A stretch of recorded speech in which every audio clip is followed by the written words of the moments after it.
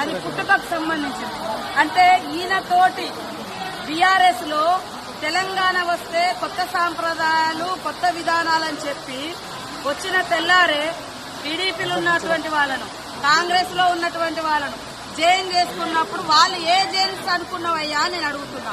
2018లో కూడా కాంగ్రెస్ పార్టీ నుంచి 13 మంది ఎమ్మెల్యేలను జైన్ చేసుకున్నావు.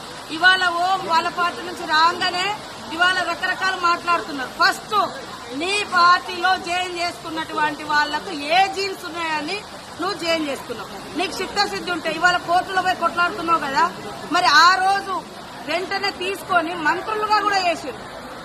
ఏది నీ నీతి అంటున్నా కేటీఆర్, నీ నీతి నీ రీతి ఏదయ్యా? ఆ రోజు తలసాని శ్రీనివాస్ యాదవ్ ను సవితా ఇంద్రారెడ్డిని తీసుకొని ఎమ్మెల్యేలుగా తీసుకొని అదే గవర్నర్ దగ్గర తీసుకుపోయి అత్యంత నీచంగా హేయంగా నువ్వు మంత్రి పదవులు కూడా ఇచ్చి రాజ్యాంగాన్ని ఉల్లంఘించిన నువ్వు ఇవాళ రాజ్యాంగ ధర్మాసనం కాడిపోయేటువంటి అర్హత నీకుందా? ఫస్ట్ ఇప్పటికైనా నేను సవాల్ చేస్తున్నా.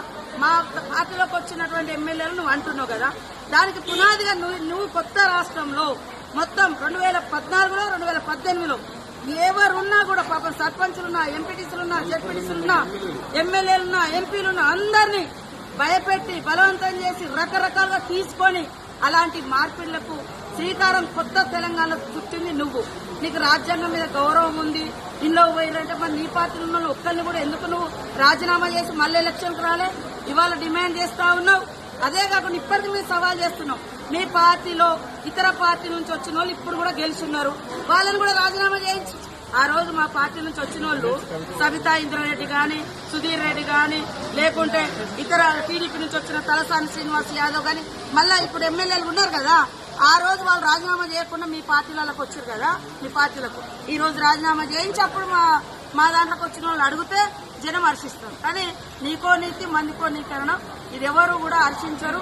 కాబట్టి ఆ యూట్యూబ్లు పెట్టుకొని చూపించుకున్నంత మాత్రాన ఎవరు ఏదో పేడి ఆర్టిస్టులతో మాట్లాడిస్తే అది కాదు. కాబట్టి ప్రజలకు తెలుసు నువ్వేం మాట్లాడి, నువ్వు 10 ఏళ్ళ అధికారంలో నువ్వేం చేసినావు పబ్లిక్ తెలుసు. కాబట్టి అది మర్చిపోయి ఇతరులను ప్రశ్నించే నైతిక అర్హత నీకు లేదు. Subscribe us and press the bell icon for more interesting updates.